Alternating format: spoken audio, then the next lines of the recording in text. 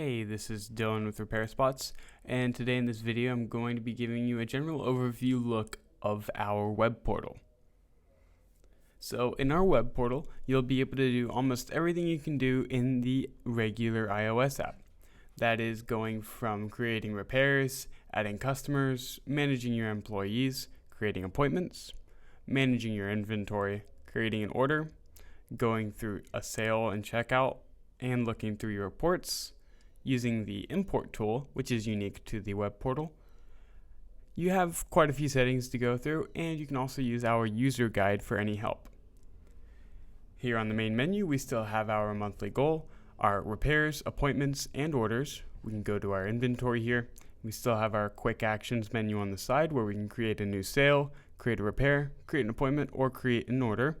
We have our quick actions right here. We can start our repairs very easily and create any quick repairs right here as well. We have our reminders, our recent repairs, and our recent orders all on the front page here. We can go to our repairs, and here we still have our general list of repairs that are still open. We can go ahead and check this to see closed repairs if there are any. We can search for the repairs based on status, email, name, IMEI number, or device. Within this specific date, we also change what devices we see available based on this date as well. We have our repairs this month, projected repairs, and needed for goals also. We can go to our customers to manage our list of customers that we have, and we still see our top 10 customers. And we can search through those customers with name, phone, or email. We can also create a customer right here. Next, we can manage our employees that we have available. We can go to any of these employees. You can unemploy them, change their email, their number, and what their role is in the business. And you can also go over here to create a new employee. You can also search for them either by their name or their phone number. We can create appointments, either using this appointment form or just selecting the date, time, the device to be worked on, the type of appointment, the notes, and how long the appointment will last.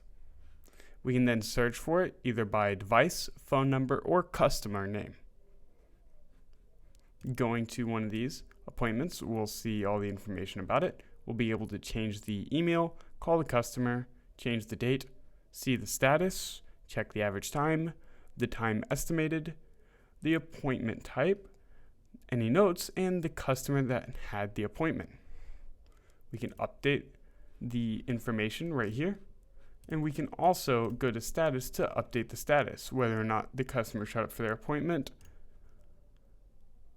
And we can go ahead and create a repair straight from this appointment, just like you can in the tablet or mobile version of the app, where it will link this repair already directly to the customer and this appointment.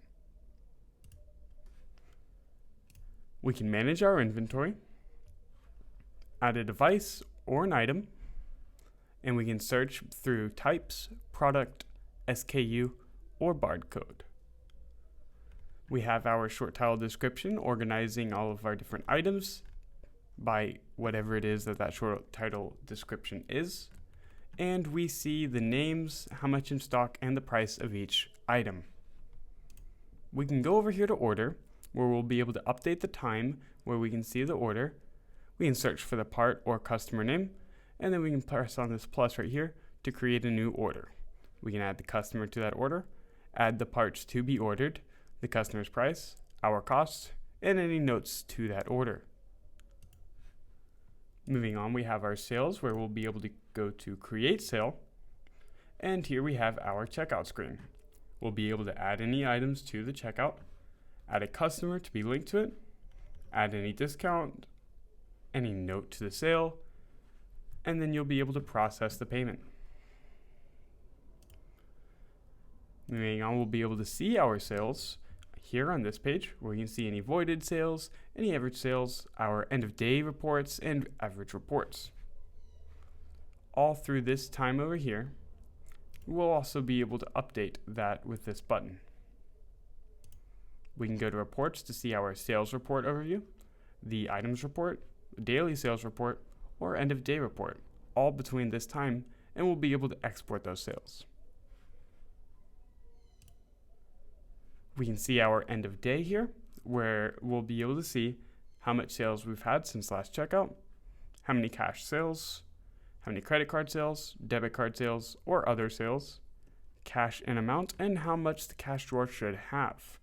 We'll type in the amount we have in the cash register and submit our end of day. We have our import tool where you'll be able to import any of these 4 categories of CSV files, so you can either import your customers, your inventory, your repairs, or your sales to this tool.